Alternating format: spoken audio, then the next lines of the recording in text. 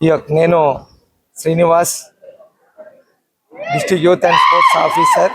ఈ యొక్క chief ministers cup 2025 and 26ను మనకు శ్రీ గౌరవ సీఎం గారి వలన, అలానే ఎమ్మెల్యే శ్రీ ఎన్ఎం శ్రీనివాస్ రెడ్డి గారు మహబూబ్ నగర్ వలన, అండ్ జితేందర్ రెడ్డి సార్ వలన, అట్లనే మన శివసేన రెడ్డి గారు శాట్స్ చైర్మన్, వీళ్ళందరి వలన మా యొక్క అట్లనే SATS VCMD Shri Soni Baladevi madam గారు, వీళ్ళందరి వలన ఇక్కడ వచ్చినది ఈ యొక్క కాంపిటీషన్స్.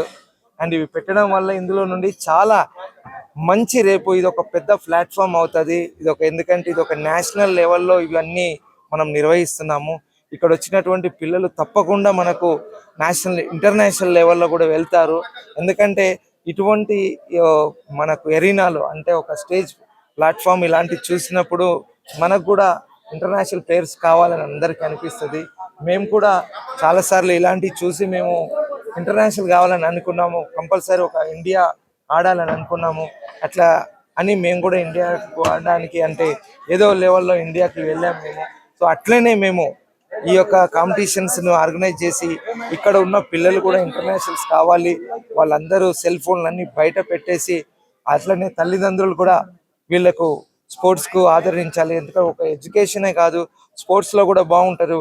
ఒక ఐఏఎస్ ఉంటే మీకు ఇది కాదు, కానీ అదే మనకు ఇంటర్నేషనల్ ప్లేయర్ అయినటువంటి నిఖత్ జరీన్ కానీ, అలానే సచిన్ టెండూల్కర్ కానీ, ఇటువంటి వరల్డ్లో ఎవరన్నా గుర్తుపడతారు. అదే మనకు ఒక ఐఏఎస్ ఉంటే మన డిస్ట్రిక్ట్ స్టేట్ వరకే తెలుస్తుంటుంది. కానీ ఒక ఇంటర్నేషనల్ ప్లేయర్స్ అయితే మాత్రం ప్రపంచంలో ఎక్కడ పోయినా కానీ అందరు గుర్తుపడతారు. అందుకే తల్లిదండ్రులు అందరూ ఈ 2 రోజులలో మనకు బాక్సింగ్, నెట్బాల్ అంటే 4 daysలో ఇవి జరిగినాయి. 20 నుండి 24 వరకు మనకు నెట్బాల్లో మనకు మహబూబ్ నగర్ ఫస్ట్ వచ్చింది, అండ్ నెట్బాల్లో ఫస్ట్ ప్లేస్ వచ్చింది. అట్లనే సెకండ్ ప్లేస్లు నల్గొండ అండ్ నారాయణపేట్, నల్గొండ, ఇట్లా వివిధ టీంలు ఇలా వచ్చినవి మనకు. సో ఇవి కూడా మనకు చాలా సంతోషంగా అనిపిస్తున్నవి. అట్లనే బాక్సింగ్లో కూడా హైదరాబాద్, అట్లనే మనకు కూడా 2 మెడల్స్ వచ్చినవి. సో ఇవన్నీ మెడల్స్ రావడం, అట్లనే మనకు కూడా మహబూబ్ నగర్ కూడా వేరే గేమ్స్లో వేరే దగ్గర ఆడిన వాళ్ళకు కూడా చాలా మందికి మెడల్స్, ఒక 25 మెడల్స్ వరకు మనకి ఇప్పుడు వచ్చినాయి. సీఎం కప్ మన మహబూబ్ నగర్లో బాక్సింగ్, అదేవిధంగా నెట్బాల్ టోర్నమెంట్ నిర్వహించడం అనేది చాలా సంతోషకరమైన విషయం. 10 సంవత్సరాలు టీఆర్ఎస్ ప్రభుత్వము క్రీడలను ప్రోత్సహించకుండా నిర్వీర్యం చేసిన సందర్భం మనం అందరం చూసినాం. రేవంత్ రెడ్డి గారు వచ్చిన తర్వాత మన మహబూబ్ నగర్లో కానివ్వండి, రాష్ట్రంలో కానివ్వండి, బ్రహ్మాండంగా క్రీడలు ముందుకు వెళ్తూ ఉన్నాయి. సీఎం కప్ సందర్భంగా ఇక్కడ బాక్సింగ్, నెట్బాల్ టోర్నమెంట్స్ నిర్వహించి దాంట్లో గర్ల్స్లో, అదేవిధంగా బాయ్స్లో మహబూబ్ నగర్ వాళ్లకు గోల్డ్ మెడల్ దక్కడం అనేది చాలా సంతోషకరమైన విషయం. మన మహబూబ్ నగర్లో కూడా గత 2 సంవత్సరాల నుంచి బ్రహ్మాండంగా ఇక్కడ క్రీడలు జరుగుతూ ఉన్నాయి. ప్రతి ఈవెంట్లో కూడా ఇక్కడ ఆర్గనైజ్ చేస్తూ ఉన్నారు. ప్రతి దాంట్లో కూడా gold medals, silver medals, bronze medals ఇక్కడ క్రీడాకారులకు దక్కుతూ ఉన్నాయి.